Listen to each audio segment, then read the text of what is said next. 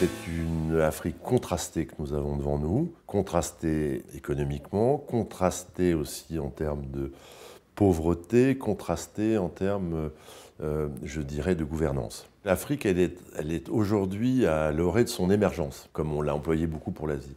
Elle a une jeunesse qui est là, qui est présente, il y a une population, donc un marché qui est là et qui est présent. Et donc rien que pour ça, si vous voulez, nous sommes en face de 2 milliards de consommateurs. Donc ça doit intéresser le monde entier, et ça va intéresser le monde entier.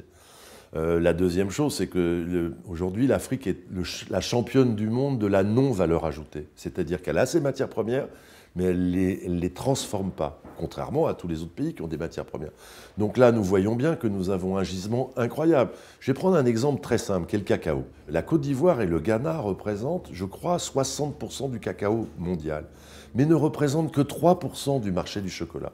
Est-ce que c'est normal? Non. Donc on voit bien, rien que sur ce sujet-là, que l'industrialisation, le fait de faire des tablettes de chocolat et ainsi de suite, il devrait être demain, ça devrait être fait en Afrique plutôt qu'en Suisse et plutôt que tout ailleurs dans le monde.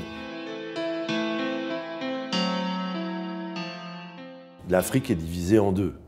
Là où les notaires sont présents et là où les avocats sont présents. Il est clair que là où les notaires sont présents, la sécurisation juridique est bien meilleure. L'Afrique, elle est comme le monde. Il y a une partie du monde qui travaille avec des notaires et l'autre partie du monde qui travaille avec des avocats. C'est clair que l'apport, simplement du fait que le notaire est responsable de la transaction qu'il vise, crée un plus incroyable pour les investisseurs et pour les vendeurs. La mise en place de l'OHADA, le dernier pays, je crois que c'est la RDC, c'était il y a 2 ans.